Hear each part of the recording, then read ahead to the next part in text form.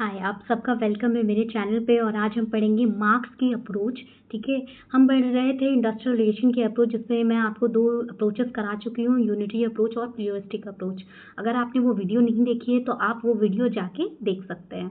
ठीक है, तो आज हम पढ़ेंगे मार्क्स की अप्रोच। सबसे पहले हम देख लेते हैं कि इससे क्वेश्चन कैसे पूछे जाते हैं। तो पहला क्वेश्चन ही यही पूछा जाता है कि मार्क्स अप्रोच का जो है दूसरा नाम भी होता है एक, वो क्या होता है? तो रेडिकल अप्रोच। आपको आसान लग रहा है, लेकिन जब आप एग्जाम में देंगे, स्पेशली यूजीसी नेट का एग्जाम जब आप देते हो, इस तरीके के भी क्वेश्चन आते हैं जो आपको लग इजी रहे, लेकिन जब एग्जाम में आते हैं तो आपको बहुत मुश्किल होती है। ठीक है, क्योंकि बहुत पढ़ना होता है। ठीक है, तो हम चलिए शुरू करते हैं। रेडिकल, इसको आपने देख लिया कि इसको रेडिकल पर्सपेक्टिव भी बोलते हैं। Under this approach conflict is seen as a product of capitalist society.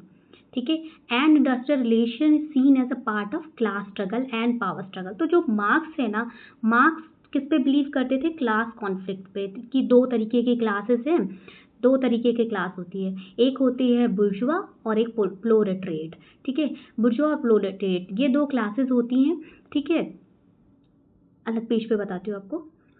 ठीक है, दो तरीके की क्लासेस होती है। तो ठीक है, जैसे कि अब आप बुर्जुआ को कैसे, कि ये समझ लीजिए अपर क्लास है और ये प्रोलेटरिएट, ये वर्किंग क्लास है। ठीक है, लेबर क्लास। अब ये क्या करेगा? कोशिश पूरी करेगा कि किस तरीके से कितना एक्सप्लॉइट करे।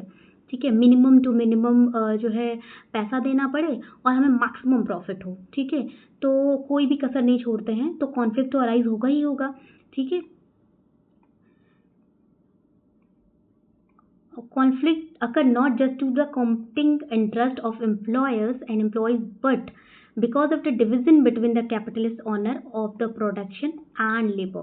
अभी जो मैंने आपको बताया कि सिर्फ इसलिए नहीं होता कॉम्पिटिंग इंटरेस्ट, तो ठीक है कॉम्पिटिंग इंटरेस्ट रहेगा तो भैया होगा। ठीक है, कॉन्फ्लिक्ट अराइज होगा, लेकिन सिर्फ इस वजह से नहीं होता। जो ये क्लास का इतना डिवीजन है, इतना एक्सप्लॉइटेशन है, ठीक है, उस वजह से कॉन्फ्लिक्ट जो है होता है। और इनका अल्टीमेट ऑब्जेक्टिव क्या है? इनका अल्टीमेट ऑब्जेक्टिव है कि भैया जो इंक्रीज प्रोडक्टिविटी, जितना ज़्यादा हो सके प्रोडक्टिविटी को इन्हांस करो और मिनिमम वेजेस दो, जिसके विच लेबर फील एक्सप्लॉइटेड। ठीक है, unlike the pluralistic approach, the Marxists believe that the state intervention via legislation and industrial tribunal work in the interest of the management and do not ensure a balance between the competing groups।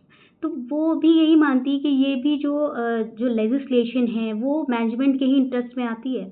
ठीक है, वो groups जो है working class के लिए नहीं, प्रोलेटरिएट के लिए नहीं होती है। तो ठीक है, यही थ्योरी है। क्लास स्ट्रगल वो क्लास कॉन्फ्लिक्ट पे ही बेस्ड है। ठीक है, कैपिटलिस्ट सोसाइटी। अब एक क्वेश्चन आता है कि एक क्वेश्चन होता है, इस तरीके से पूछा जाता है, थोड़ा सा, एक मिनट। जैसे ये हमने लाइन देखी है ना यहाँ पे, हाँ, कि जो कॉन्फ्लिक्ट है वो किसका रिजल्ट है? तो ये कैपिटलिस्ट सोसाइटी का। ये असर्शन रीजनिंग में आपसे पूछा जाता है। ठीक है, स्टेटमेंट दिया रहेगा उसमें भी पूछा जाता है। तो ये मार्क्स की अप्रोच है। आई होप आपको समझ में आया होगा, और नहीं समझ में आया तो मुझसे पूछ सकते हैं। एक बार और मैं आपको बता देती हूँ कि जो बुर्जुआ होती है वो अपर क्लास होती है, और जो प्रोलेटरिएट होती है वो लेबर क्लास होती है। इतना टेक्निकल आपको नहीं पढ़ना है, क्योंकि सोशियोलॉजी के जो स्टूडेंट हैं उनको मालूम होगा कि वो जो है अलग से पेपर ही देते हैं कार्ल मार्क्स का। कार्ल मार्क्स का उनका पेपर होता है, पूरा एक सब्जेक्ट होता है सेकंड।